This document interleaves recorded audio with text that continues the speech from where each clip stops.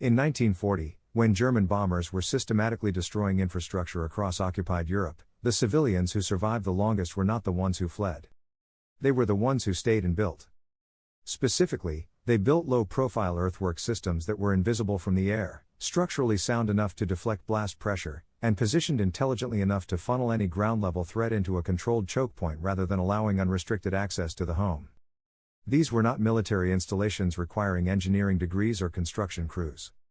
They were hand-built defensive systems using dirt, timber, and the kind of mechanical understanding that every competent craftsman of that era possessed as a matter of daily life. The three defenses we are covering today come directly from that tradition, and every single one of them can be built on a standard residential property using materials available at any lumber yard right now. If this kind of practical historical defense knowledge is what you come to Hydrohaven for, leave a like on this video. It costs you nothing and it helps this channel reach more people who are thinking seriously about property resilience. The first defense is the zigzag trench path, the single most effective low-cost blast mitigation structure ever developed for civilian use, and the one whose physics are least understood by modern property owners who think of a trench as simply a hole in the ground. A straight trench transmits blast wave energy linearly. An explosion at one end of a straight trench sends the full pressure wave unimpeded to the other end.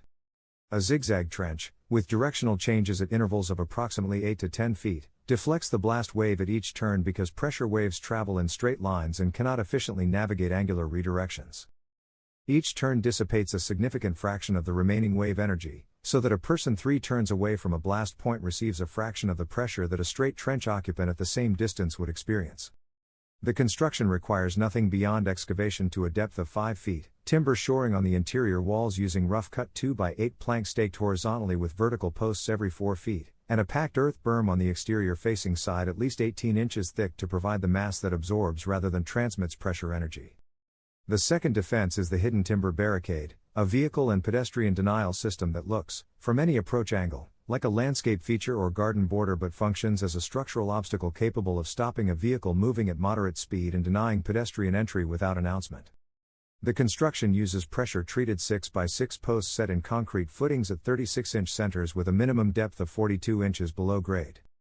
The above-ground height should be 30 inches, sufficient to contact and stop vehicle undercarriage while remaining low enough to pass as an ornamental border from the road.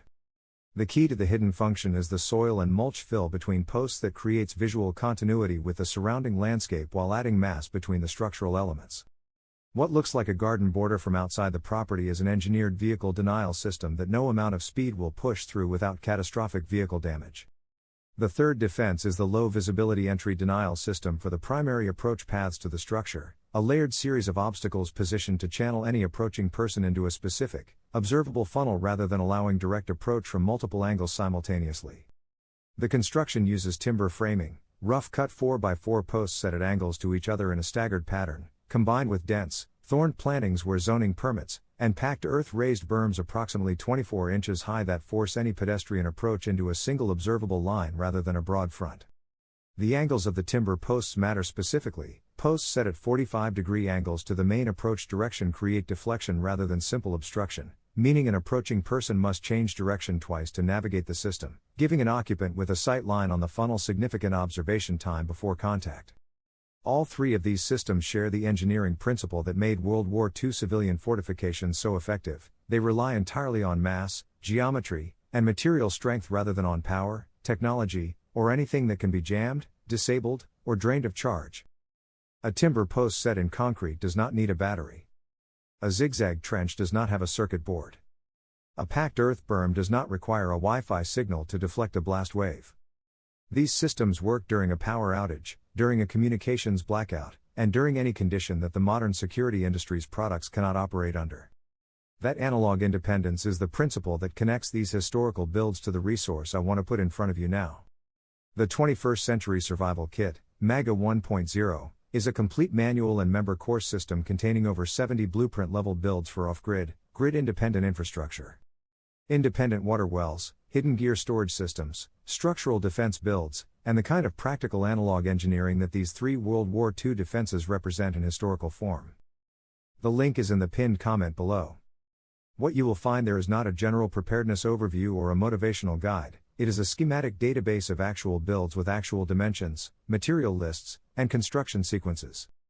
The same engineering logic that the 1940s civilian defenders applied to their earthworks, applied to the full range of independent infrastructure a modern property owner needs before the conditions that make these builds necessary actually arrive. These 3 defenses can be built this weekend. The knowledge to build them correctly, with the right dimensions, the right timber selection, the right footing depths, is available in the resource linked below. Leave a like and drop a comment telling us which of these 3 you are most seriously considering for your property. That feedback shapes what Hydrohaven builds next.